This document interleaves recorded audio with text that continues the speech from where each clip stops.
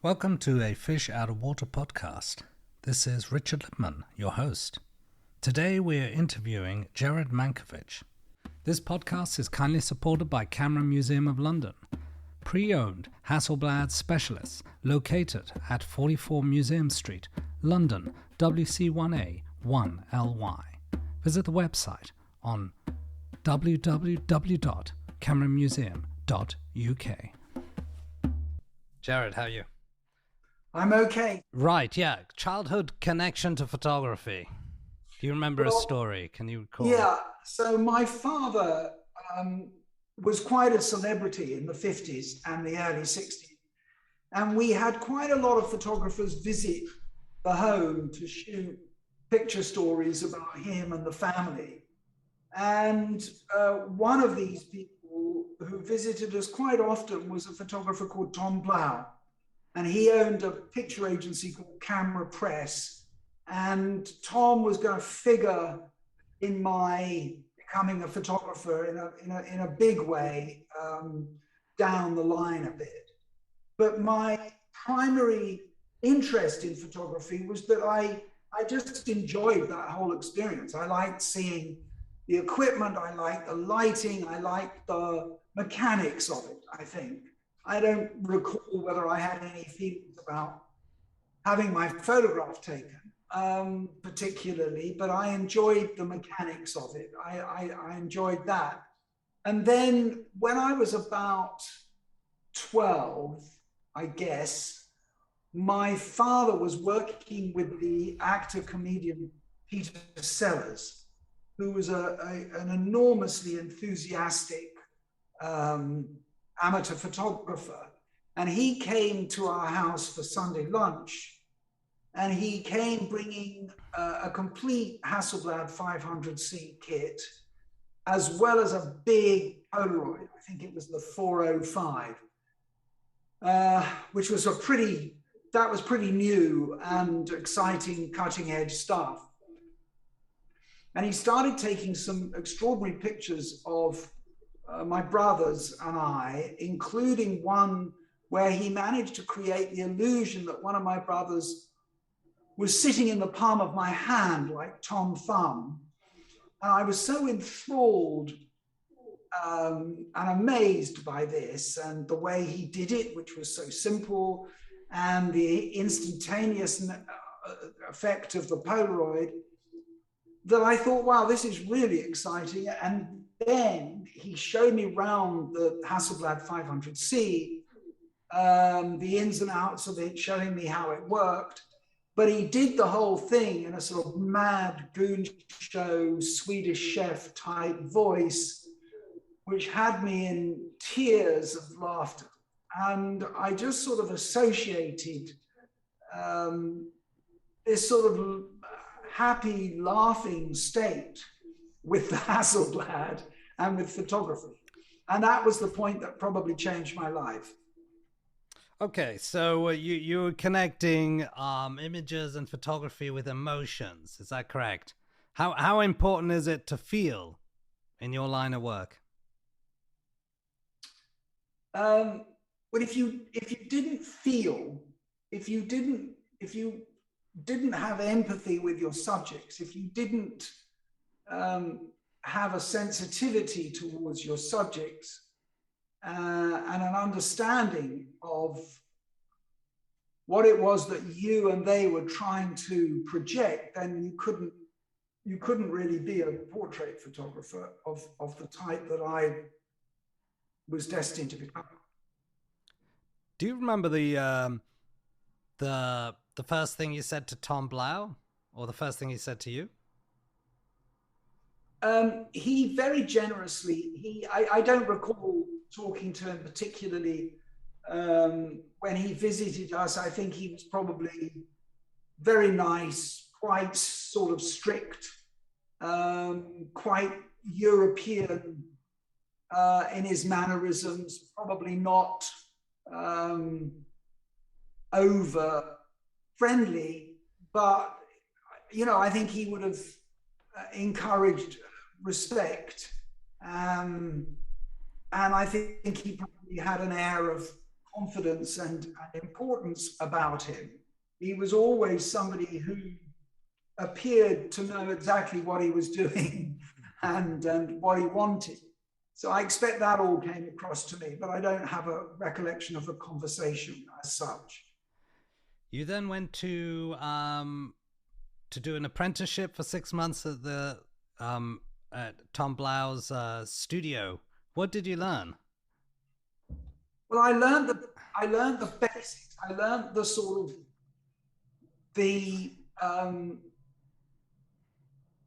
foundations, I think, in various different areas. I mean, Camera Press was a very active commercial press agency, and I went through all the departments. I started off in the darkroom mixing chemicals. I then assisted a printer. I processed film. I went into the studio to assist Tom in the studio, and then he gave me lent me a Rolleiflex and sent me out to London Zoo to do a portrait of Guy the gorilla at the zoo. And I went with their motorcycle messenger to London Airport to collect film that was being sent back from a royal tour in Africa. I mean, I went through the sort of gamut of the process that goes into making a photo agency work. And I came out with a sort of foundation. But I think probably the single most important thing that he gave me and Camera Press gave me was access to hundreds and hundreds of wonderful portraits. Because of course, in those analog days, everything was printed, everything was stored in big manila boxes. And I had access to some of the finest portraiture of the 50s and early 60s. And, you know, I was able to sit down and really open these boxes and study these pictures, whether it was Arnold Newman or Karsh of Ottawa or God knows, I don't know, pictures of Jane Mansfield and Marilyn Monroe. It was a fantastic way of learning, seeing and looking and beginning to accumulate an understanding of what makes a really strong photograph. Is there one picture that stuck in your mind? Not really. No, not really. I think that the early pictures that influenced me are probably might have come from that period, or they might have just come from being aware of photography in the early part of my career. But I mean, Karsh of Ottawa, I liked his formality, and I thought that I liked the quality, although I thought it was odd the way he managed to make very disparate people look similar. But I like the formality of his portraits. They reminded me of sort of Holbein paintings. And Arnold Newman I liked very much, but there were lots of others. I don't recall a single image that really changed anything. We're going to jump forward over 50 years. Today, do people appreciate analog, or is it digital now? Well, I mean, from a commercial point of view, I suppose it's digital. It's all digital. But I mean, increasingly, photographers are going back to film. There's a lot of photographers commercially are shooting several different formats during a session. So they might shoot digital, they might shoot a bit of film, they might even shoot Polaroid. They're using different mediums to affect a different feel. And I'm sure there are a lot of photographers shooting film. Certainly that's what people tell me.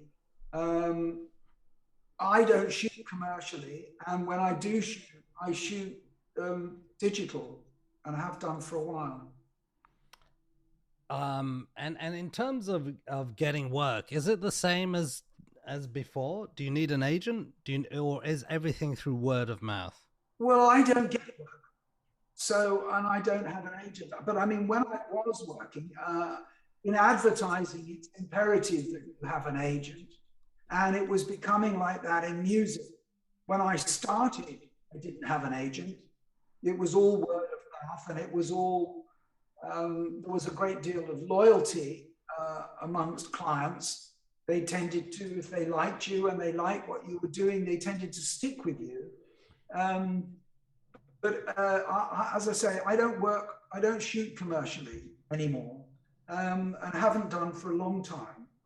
All my energy over the last 15 years or so has gone into my archive. And in terms of, over the years, has your photography been lucrative enough for you to be able to sustain a living? Gosh, I've earned a living from photography for over 60 years. Right. I mean, I haven't done anything else to earn a living.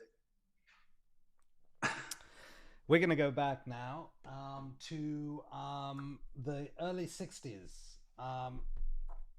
And I'm looking at one of your books here. And in it are photographs of the Rolling Stones on stage in America in 1965. And you wrote here, it was virtually impossible to get good live group shots. So I concentrated on doing lots of individual portraits. I chose not to use flash and tried to capture as much of the natural excitement as possible. And this is from the book Satisfaction. Yeah. I can't see it because you've got your filter. Oh, right. Yes. I'm going to switch that off. Don't worry. I know the book. Yeah. So what's your question? My question is, how were you able to capture and record the light in such situations? Were you using an ISO 1600 film? What was your exposure stop technically? How did you capture that emotion? Were you taking many shots at the same time, or could you feel the moment? Well, they say that if you see the moment, you've missed it. So I think that I was just shooting as much as I could. I was shooting on Hasselblad a lot of the time. Right. And I was shooting at wide open at the slowest speed that I felt I could get away with. So probably about a 15th of a second. So depending upon the lens, it would have been 2.8 at a 15th or f4 at 15th.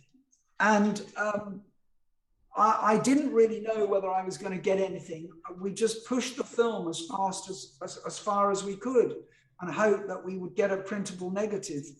There was very little serious planning. I mean, I just shot. There's a limit to what you can do. I didn't want to use flash for two reasons. Firstly, because the band hated flash. They didn't want flashes going off in their faces. And secondly, because I didn't really know how to use flash in a creative sense back then. You were very restricted. The only flash gun I had with me was a Metz 504, which was a wet cell flash gun, quite bulky, with a bracket that fitted underneath the camera. It was a very direct, very harsh. It didn't have any of the aids that you have now to soften the light or spread the light, and there was obviously nothing to bounce the light off. And I don't think I understood how to do all of that. So I didn't use flash for those reasons, and I just shot available light. I moved around the stage. I went behind the band, shooting into the audience, into the spotlight, and just hoped that I would be able to capture something. I really had no idea whether I was going to get anything until we saw it, until we saw the film. And how long would that be? A day later or a week later? No, often it was weeks later, because I'm touring America. I'm not in a position to process on the road. So I would send the film in bulk every few days back to London, and they'd process it at my studio and send me a message basically saying, nothing's come out. Or the legs are very thin, or whatever it is. I can't remember. I mean, I really don't recall. I just know that when I got back, there were hundreds of rolls of film that pretty much nobody had done anything with. I mean, there was no real call for the pictures. And it quite recently, Andrew Loog Oldham, who managed and produced the Stones at the time, he said to me that really the only reason he sent me on that tour was to make the band feel more important than they were. How did you measure the light on stage? I don't think I did. I mean, this is the point. I couldn't go up to Mick Jagger and point a light meter at him. And I was too far away in most cases to get any sense. I don't think I did. I think I just used what little instinct I had and made an exposure that I thought would give me a result. I mean, it wasn't very technical or it wasn't particularly calculated. It was just instinctive. Yeah, some of these photos are great, many of them. What was your relationship with Mick Jagger, and did that change over the years? Well, when we were working together, I mean, I started working with them in early 65, and I continued until about the middle of 67. And I got on very well with them. They made me feel like one of the band. I felt like I was, part of the gang. I felt very at ease. I felt very natural. They were very welcoming. They were very cooperative when I needed them to be. I don't remember any incidents of antagonism or anything of that nature. I always think of those times as being very happy, very productive, very collaborative. And then they broke up with their manager during the recording of an album at Olympic Studios. And by that time, I'd established a very strong working relationship with Andrew Oldham, their manager, and was doing a lot of other work for him. And I was clearly on his side of the fence.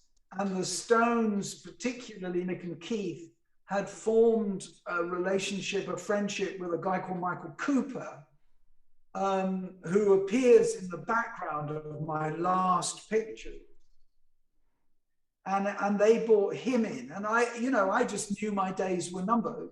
And that was that, really. And I wasn't going to work with the Stones again. And Michael Cooper was. And I continued to have a friendship with Mick because I was friends with Marianne Faithfull, who he was with at the time. And so we went out to dinner a few times, and I went and photographed him at his house after that incident. And he was fine. He was always very friendly, but clearly I wasn't going to work with him as a band anymore.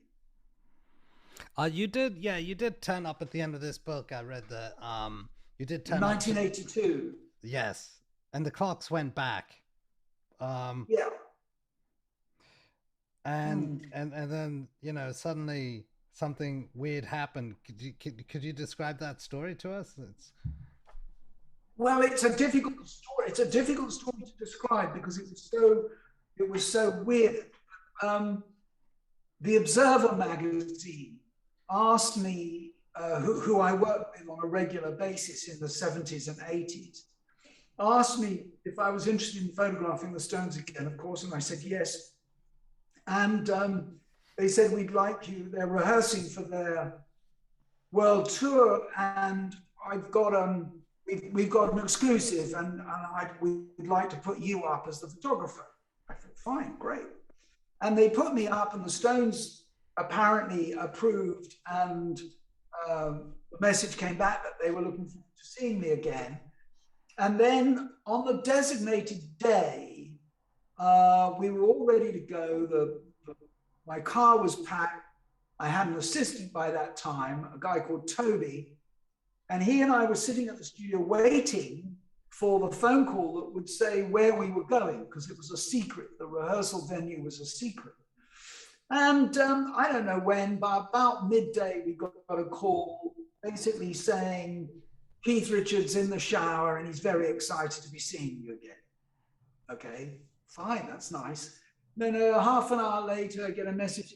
Mick's just got up, really looking forward to seeing you again. We'll let you know.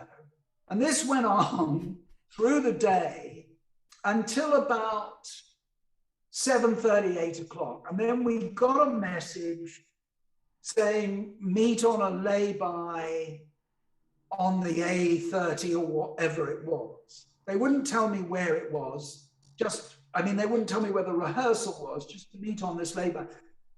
We met on the lay-by and we met Ian Stewart, who was the Stones roadie, who had been a friend of mine who I knew. And they were rehearsing at Shepperton Studios. They could have just told me Shepperton Studios, stage number 2, but they go through this whole ridiculous rigmarole. And so we follow Stu, we go into the studios, there's stage 2, and we go in and the whole stage is empty except for the band's lineup, which is as it would be on stage at that time in the 80s. And there were a load of people. I mean, there must have been 30 people, 40 people, technicians, family. Keith's father was there, Keith's son was there, Mick's girlfriend was there, the model, Jerry Hall, she was there. And there were very numerous people. And everybody was walking on eggshells. Everybody was very anxious. And I didn't really understand why. I just thought, well, I'd just walk in. So I walked in, they weren't playing. I went up to them and they turned around, they saw me and they all embraced me like a long lost brother.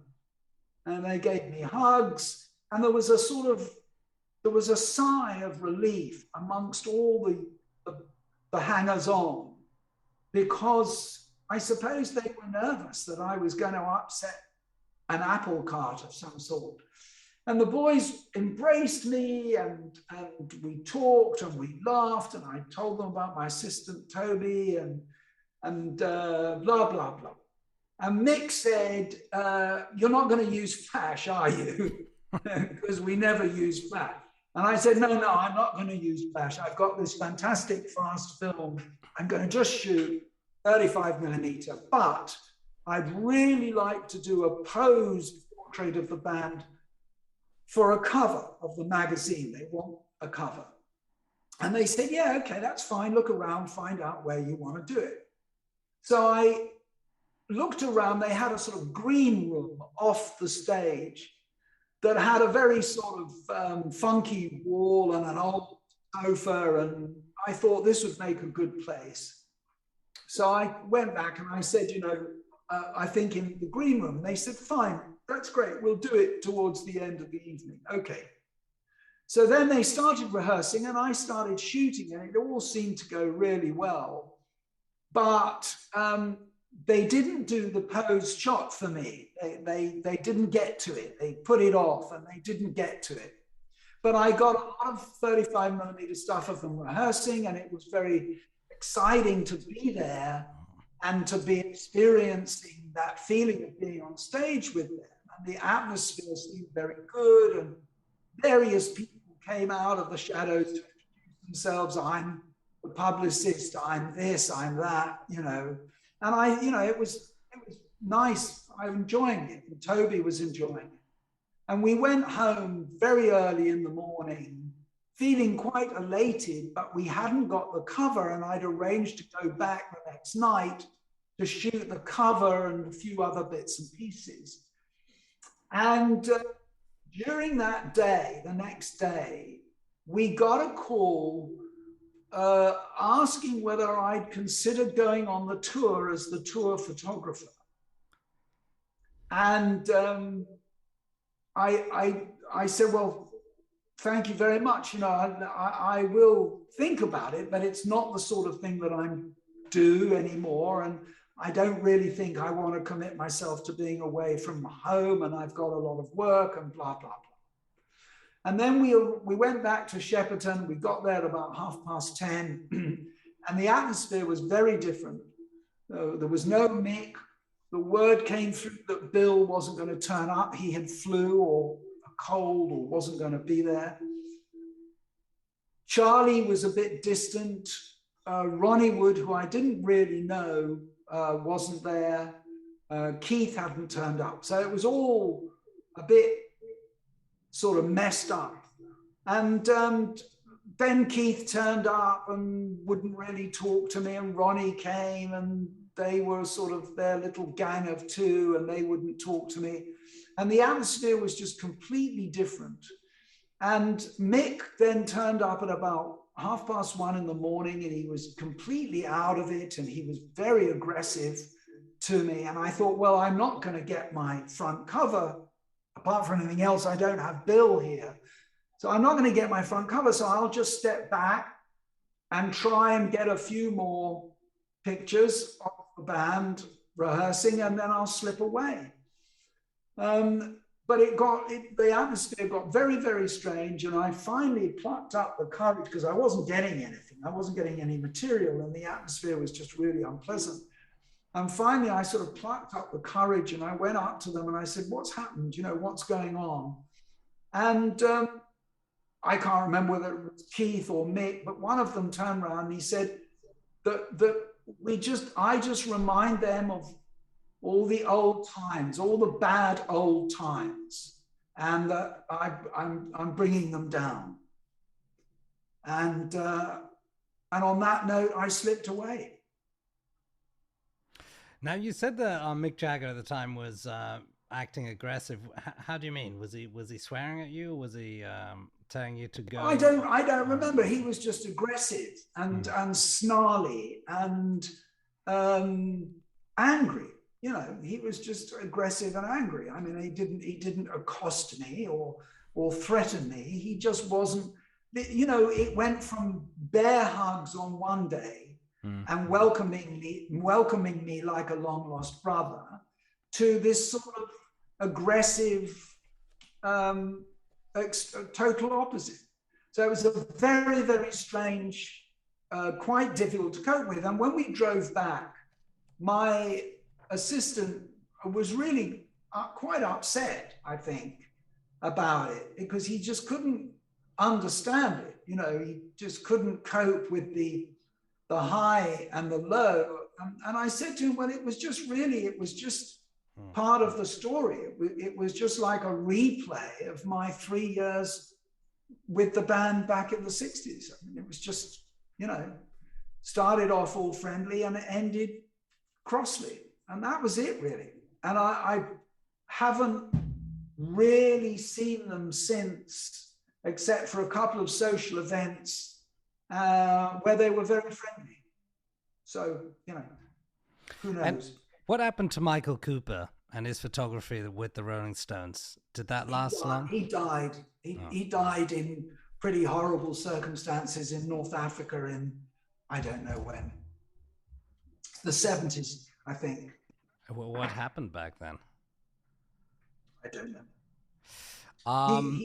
They were doing lots of drugs. It was a very strange, difficult time. But I have no idea of his circumstances.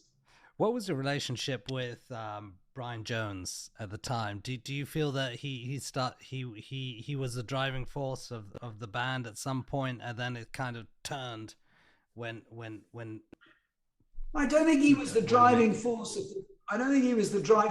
the band in '65. I mean, he might have been in '63, but I don't think he was.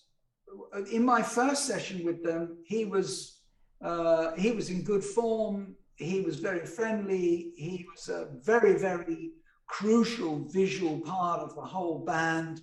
I put him at the forefront of the picture that became the cover for Out of Our Heads. He looked spectacular. He was way ahead Mick and Keith at the time in terms of look.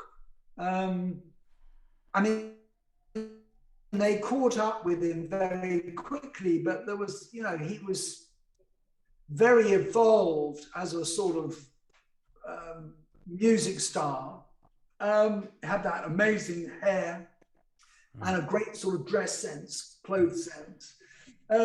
So he was in good form, but I mean, that changed. I mean, he was going downhill pretty steadily from that moment on, really. And you know, when he was in good form, he was a really important, incredibly creative, musically intuitive and original contributor to the band, and made major contributions to whatever they were doing.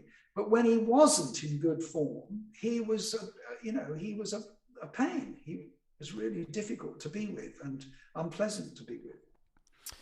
And how did Mick and Keith and the rest of the band cope with the success?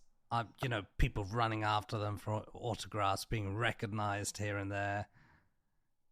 Well, in the mid-60s, I think that they were up to a point still enjoying it. You know, I think it was still part of the experience. It was a sort of a reminder, a continuous reminder of the success that they were having. And they were, you know, they were still ambitious, and they were still looking to consolidate their position as, if not the preeminent rock and roll band of the time, certainly the second most important band of the time. And so I think that they accepted the fans as part of the business, part of success. I'm not sure whether it's something that you enjoy all the time. It's a continuous demand, but overall they coped with it very well, and they were responsive. You know, they might have mocked it behind closed doors, but when faced with the press or the fans, they were extremely nice and responsive and responsible. You also recorded various sessions with the Rolling Stones, including one in 67 and others. What was that like? Were you capturing the creative moment as to when they were? Do you recall a song that they created or wrote when you were there? Well, they were recording albums when I did several recording sessions, and they were recording Between the Buttons, and then I can't remember whether it's Satanic Majesties, I expect, but I can't really remember individual tracks particularly. And I was trying to capture part of the process, part of the atmosphere, and I was also just trying to build up a portfolio of really good portraits of the band, and to, you know, capture something about the process, the recording process. I mean, you couldn't really capture the magic, the creativity. That was something that was just almost impossible to. It was like magic. It was like fairy dust. You couldn't really understand what was happening. If you're not a musician, if you don't speak or think music, then seeing musicians like that in the recording studio, seeing the way a track emerges, is mysterious and magical and strange. And I couldn't capture that on film, but what I could try and do is to create nice, interesting portraits that reflected that moment, that period in the Stones' life. When you were photographing them, did you ask them to pose or anything, or were you just there as a sort of fly on the wall, would you say?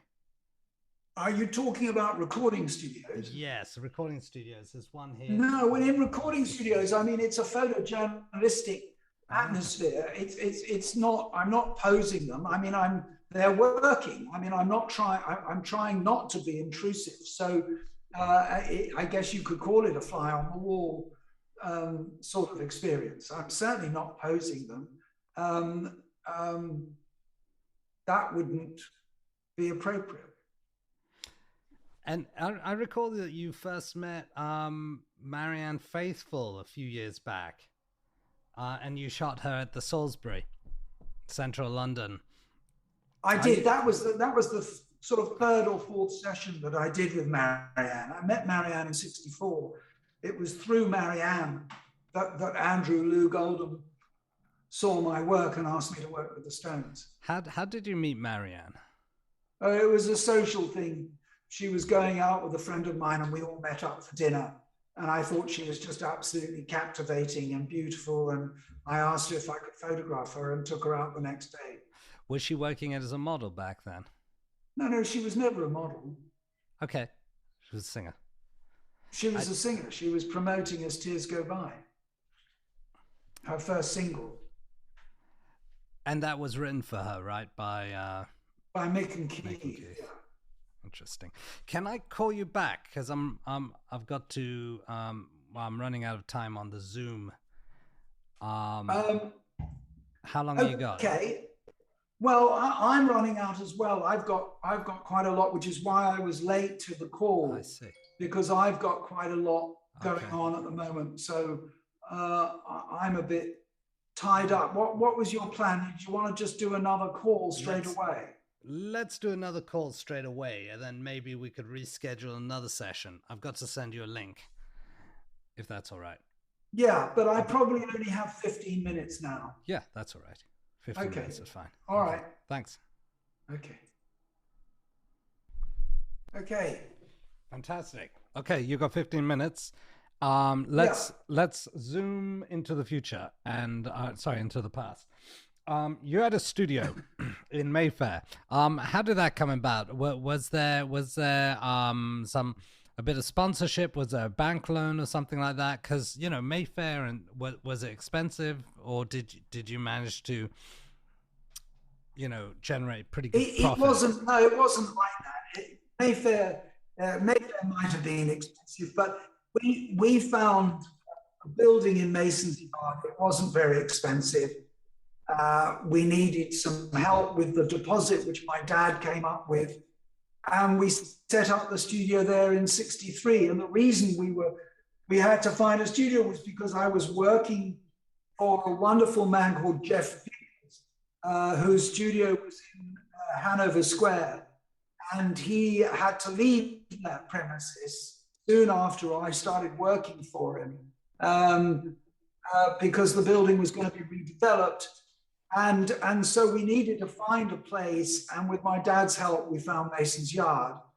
And then Jeff, his business really took off, and within 6-7 months, he'd moved on. He moved on to another premises in Soho, and I stayed at Mason's Yard until the end of '69.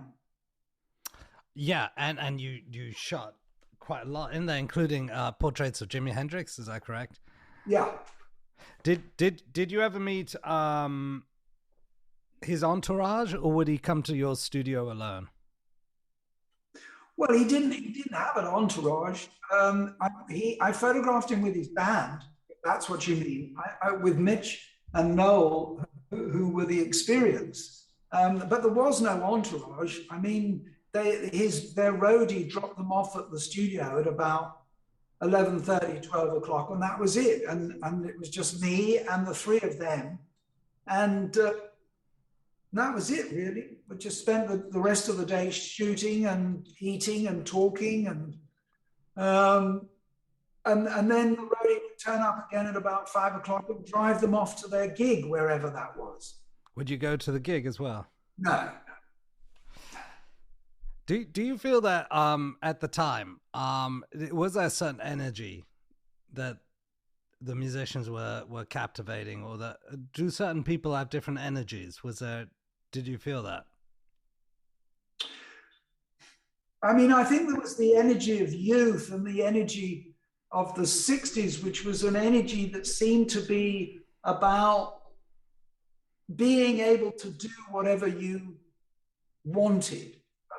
An energy that said you could try things out, you could experiment, you could explore, you could that you had an opportunity to do it your way, or certainly not to do it the old way.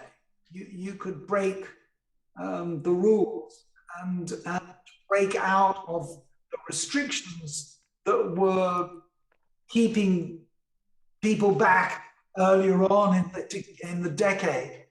So I think that was an energy, but I don't really, I don't think that when a musician came to the studio, they didn't have a particular, what did they? I don't know, I haven't really thought it through. I mean, I'm sure Jimmy had charisma, and he certainly looked wonderful, but I don't think there was a sort of,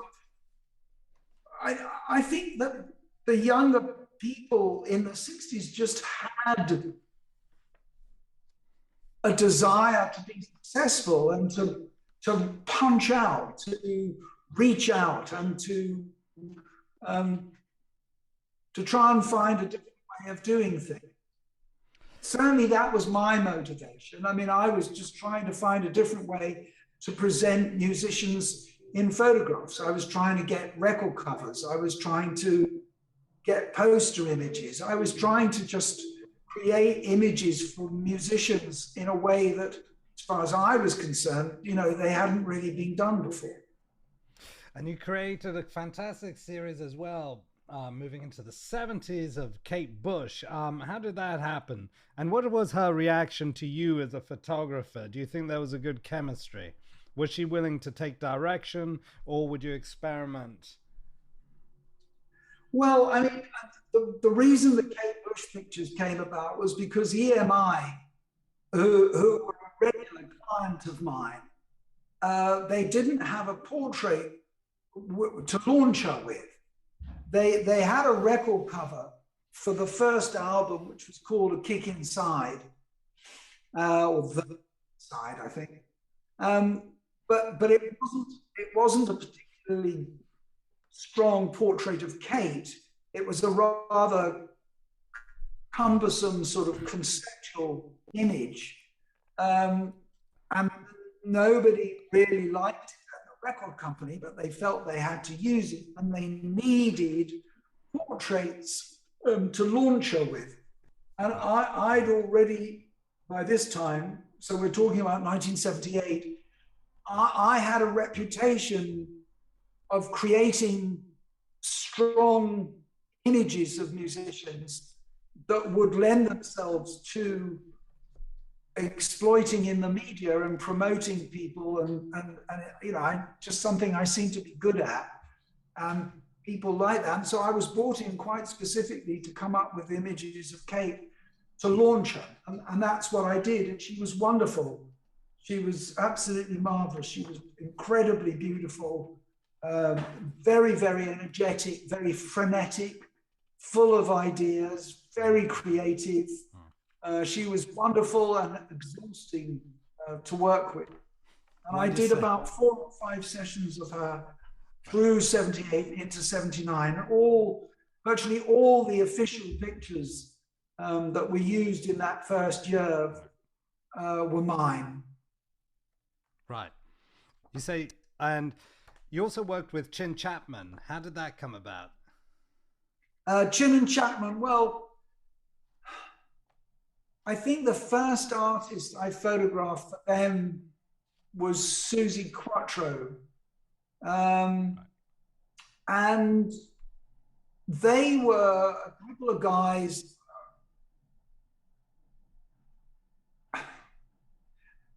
So I don't know. I don't really know where to start with Chin and Chapman. I mean, they were very prolific hit makers, songwriters, and producers, and they really liked what I did. And as I said to you earlier in this conversation, there was a real loyalty amongst people, and they were very prolific.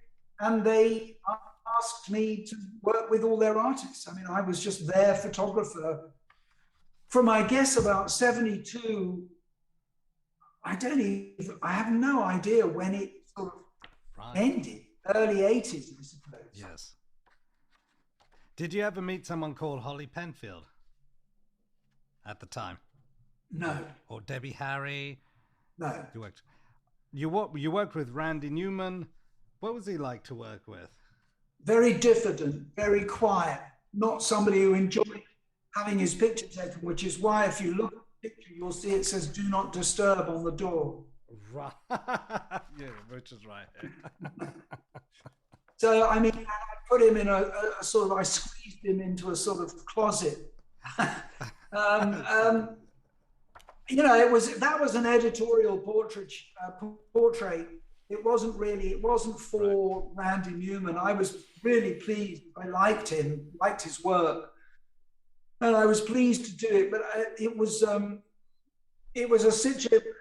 editorial portrait is something that I did a lot of in the 70s and 80s, but it was always a bit compromised. You know, you'd have to go, in this case, I think it was the Hilton Hotel on Park Lane, you know, and you get, I think I used to get at least 15 or 20 minutes, during which time you have to try and make a portrait. And the subject is doing that several times that day and is usually pretty pissed off about it. And so I always try to make it as enjoyable for them as possible, and at the same time try and say something of the portrait that was relevant or amusing or made it graphically more interesting. And I think the Randy Newman portrait is a good example of that. And you also worked with Oasis. Were they difficult to work with, or? Yes, they were terrible to work with. Why is that? Do you think they were on drugs or something? They didn't want to have their picture taken. I mean, I don't think it was anything to do with me. It was just that they didn't want to do the session, and they were at it was very early on. I think it's 94 or 95, and they're very early on. They were going to Europe. They were going somewhere like Sweden or Norway, and they came to my studio because I was shooting a cover for Mojo magazine. That was considered to be important, but they needed to do that. And at that moment in time, I thought that they were a Beatles or a Stones tribute band. I didn't really rate them particularly. And the publicity that existed about the brothers feuding and everything, I just thought was tiresome. And I was going to do a pastiche of my Rolling Stones Between the Buttons picture on Primrose Hill. Sold to the magazine as being an interesting concept, and they liked it. But when the boys arrived, Liam and Noel had some sort of ghastly feud. And Noel wasn't talking. I mean, he just simply wasn't talking. I've never had anybody give me such an aggressive look as Noel did when he stormed into the studio, and he just threw himself onto a sofa and sort of rolled over and made out that he was going to sleep.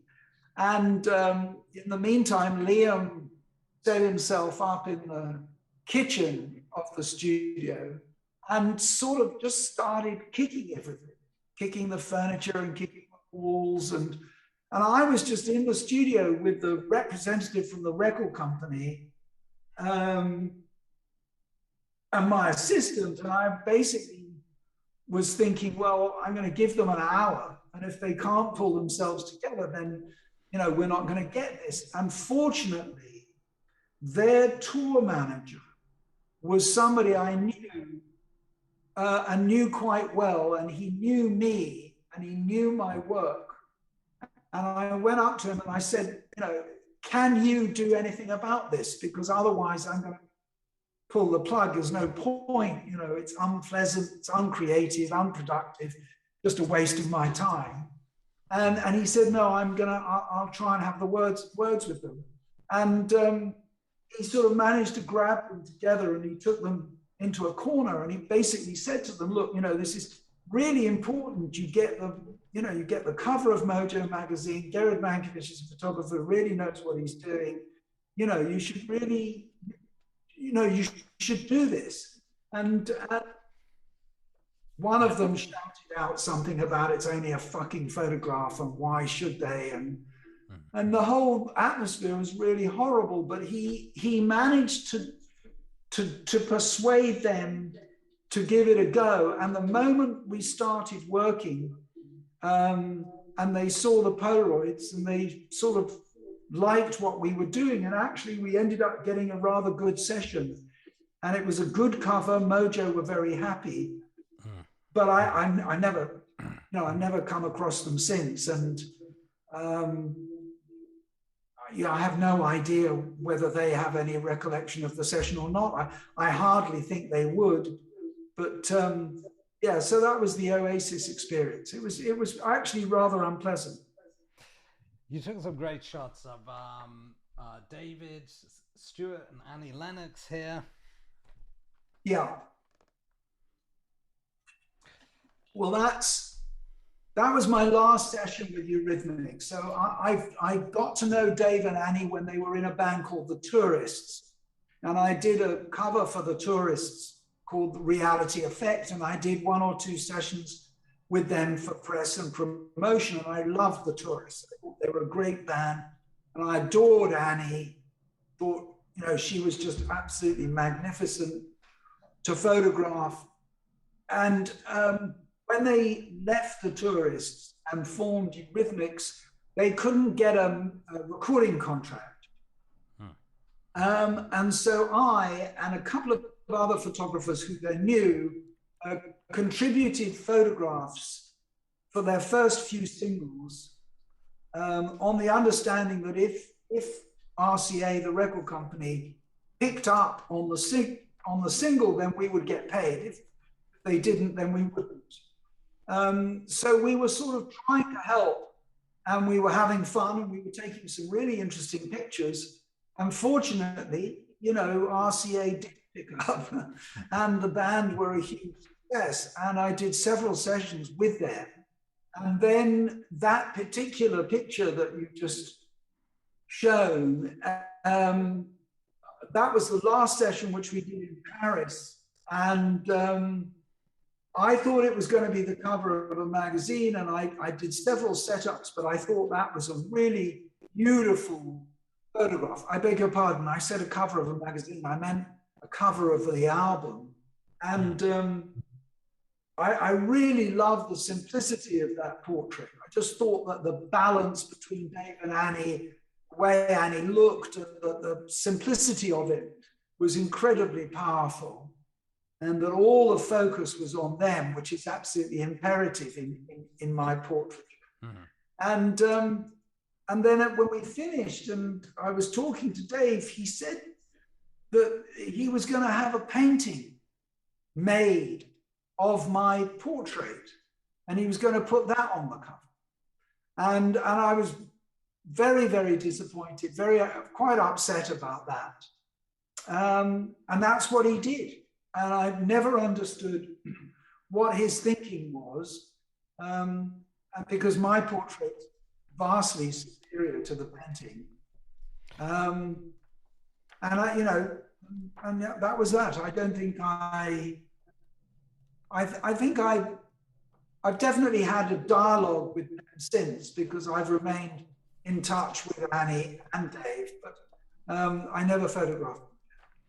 Are you in contact with other photographers, rock photographers? Do you guys sort of hang around together, like Annie Leibovitz, or maybe there's another British photographer who worked for NME at the time, or do sort of photographers stick to themselves, or is it? Well, I always stuck to myself at the time. I didn't care to hang out with other photographers. I felt intimidated and inhibited by other photographers. So I didn't really mix very much with other photographers, other than the photographers that I shared my studios with. But subsequently, I've got to know a lot of my contemporaries and get on very well with most of them. And I made a television series called Icon Music Through the Lens, which was a 6-part history of music photography. And I was executive producer on that. And it was my original idea. And that was shown on Sky last year and PBS in America. And through that, I met an awful lot of photographers who I got on well with, and it was very enjoyable and interesting meeting them and interviewing them and getting to know them a bit better. But at the time, I didn't really mix with other photographers at all. I understand that you were not so keen on touring with musicians and bands. So were you afraid of flying, or was it the schedule too intense? I had enough. No, I love flying actually. I had enough of touring after the Stones tour because it was so unproductive. I mean, it just felt, it wasn't creative, particularly photographically. You were continuously compromised by the lighting. You've got to understand that this was before tours became so elaborate and so technically advanced. This was when bands toured without anything. They didn't have lights, they didn't have a sound crew, they didn't have a sound check even. It was very crude. And I just thought that I enjoyed my America experience in many, many ways. And I'm very, very pleased that I did it, but I didn't want to repeat it. I mean, with the Stones or with anybody else. It wasn't the sort of photography that I wanted to do. I didn't feel that it was productive or creative or that it had any purpose. And by the time in the 80s, when touring with a band was a big business for a lot of photographers, I was into other things. And I, apart from that very brief moment in 1982, when the Stones dangled the possibility of me going on tour with them, right. It never even came up. And I'd made it very clear from 65 that I wasn't going to do that. I mean, that just wasn't something I wanted to do. And I don't want to be away, didn't want to be away from my home, my family. I just didn't want to do it. It's never appealed to me, really. And the only times I've done it subsequently have been for very specific jobs. So I went to Germany for 2 or 3 days with Gary Moore to shoot a live album cover. Earlier I went and did a live session with Slade for a live album cover. But these were specific assignments. They weren't going on tour. They were just, 2 or 3 days here or there. And they were fun. I enjoyed that because I had a specific purpose and it wasn't long enough to become tiresome. Did you ever have any contact with Madonna or Bob Dylan or Frank Sinatra? No, none of them. I photographed Bing Crosby. Okay, that's about as close to that sort of. It's close to Frank as I'll ever get. Did they? They had their own photographers that they all. Well, I don't know. You see, I was never an editorial photographer, so I never got an assignment from the NME or the Melody Maker or whatever it was, to go off and photograph Bob Dylan at the Royal Albert Hall or Madonna or whatever. That wasn't my business. So my business was that people came to me at my studio and I created portraits, usually for album covers, but for other purposes, images that would hopefully help those artists become successful. And most of the artists that I was photographing were it was early in the career. Right. So, I don't think that Madonna's management or anybody else, I don't think I would have been on their horizon, really. So it just never came up. I mean, it never. But Madonna's early days were in New York. She was doing her early session with people like Deborah Feingold in New York, and I wasn't there. Maybe if she'd been doing them like Kate Bush in London, then maybe I would have been a photographer. So it never came up. So actually, there are a lot of artists that I haven't worked with because they just never got round to seeking me out. Yeah. And what kind of advice would you give to photographers these days? Do you think there's too many, or is it not innovative enough, or is it extremely innovative, in terms of image? And I don't know. I mean, I think that all photographers, any young photographer, has just got to keep at it and take photographs. And I mean, what I always say to aspiring music photographers is that they need to establish relationships and friendships with local venues and local bands, and embed themselves with these and build up relationships so that they get really good pictures, and maybe those bands will go on to be successful, and their pictures of them will also be successful. I have no idea what it's like out there. I've kept out of the commercial arena for so long. I really don't know, and I don't know what I would say to somebody as to how to get work. I mean, I just have no idea. It's not something that I have anything to do with. When you're creating album covers, do you discuss the concept with the artists or the record label? Well, that varies. I mean, we're going back again. So that varies. I mean, when record companies have art directors, then usually the art director of the record company, in conjunction with the artist or the artist management, comes up with some ideas for a cover, probably based on listening to a few tracks and knowing something about the subject. And then they will go and they will choose a photographer who they think is the most appropriate to that particular job.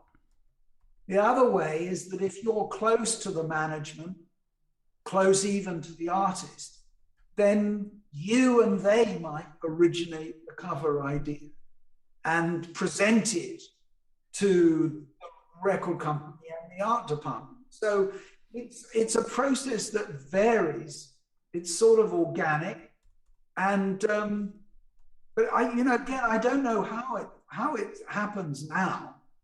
I mean, all I know is that on the very few projects that I still work on, which tend to be projects with old friends who I've remained in contact with, who have a re-release of an album or a new album, and they want me to do a cover for them.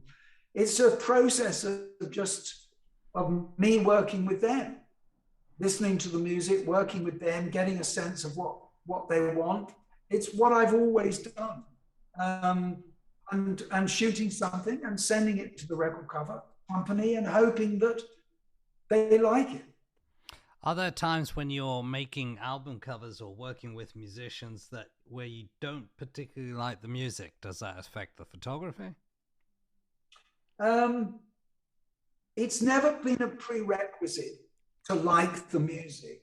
It's important to understand what the artist is expressing and who they're trying to communicate with.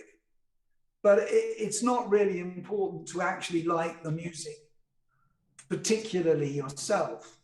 You you're more objective than that, I think.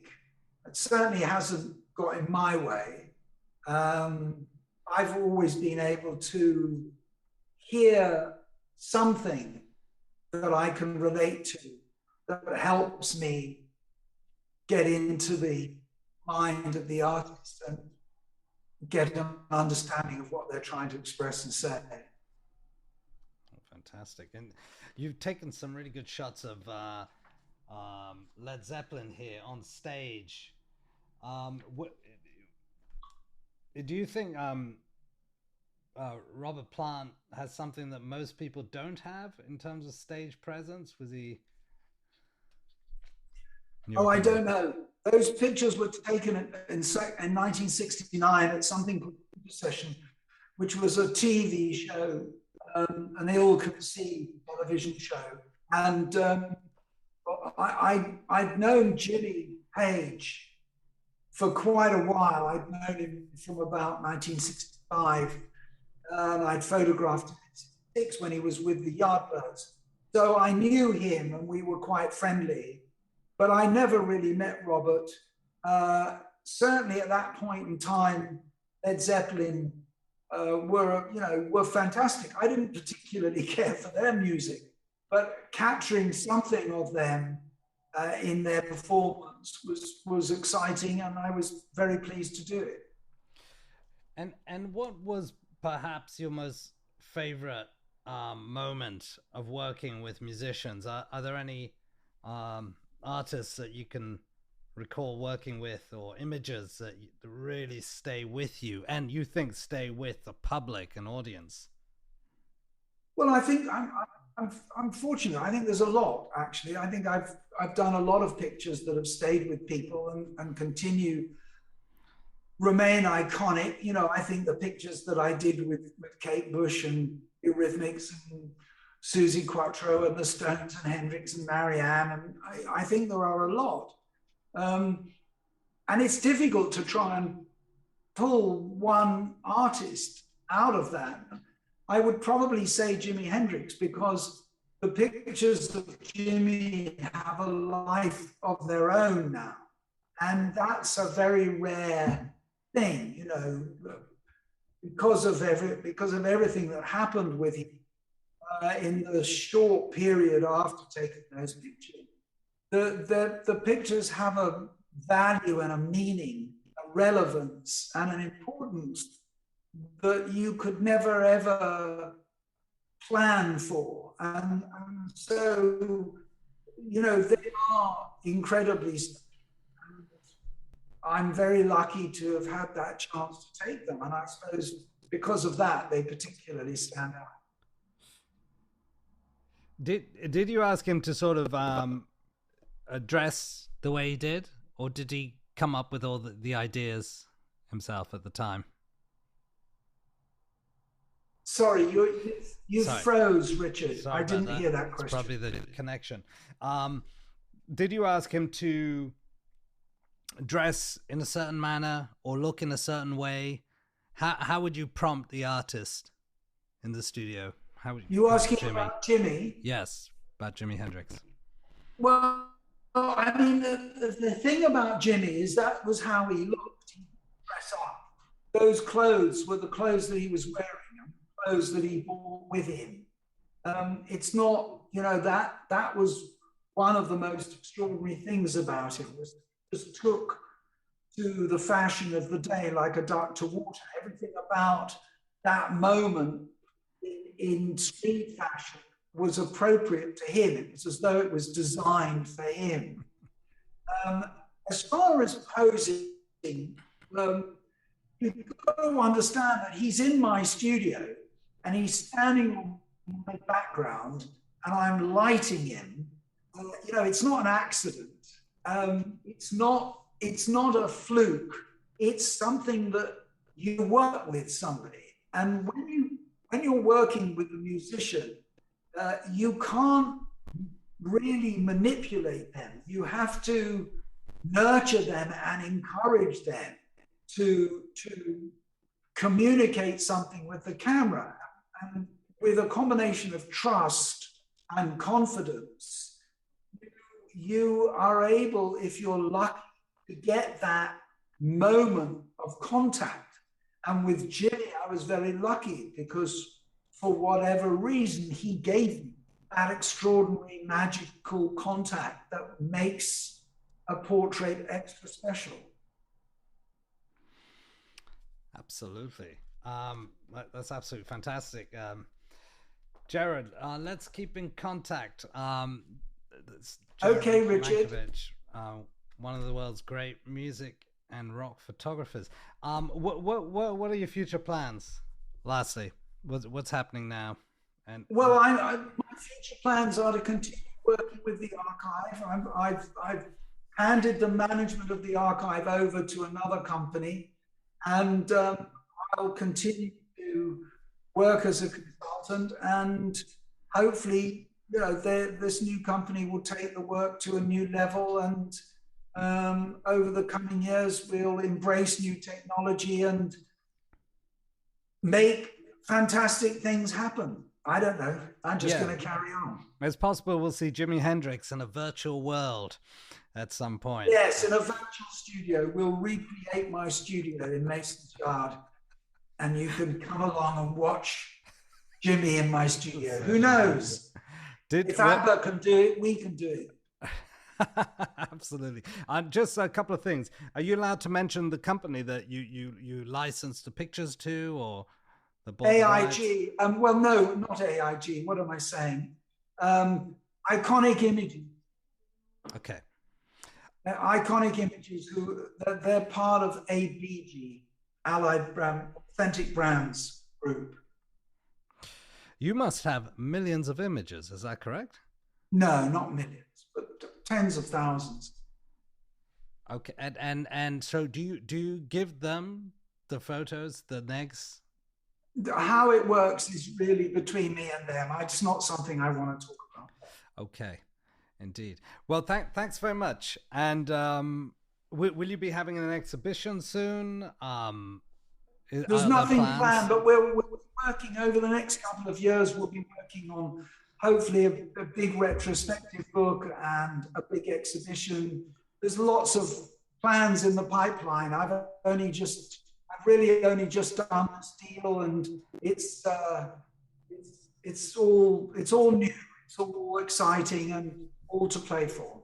That sounds great. Let's keep in contact, especially when it comes to, creative endeavors and exhibitions and stuff like that. And I look forward to seeing your series shortly. Yeah, it's on Sky. If you've got Sky, you'll be able to stream it.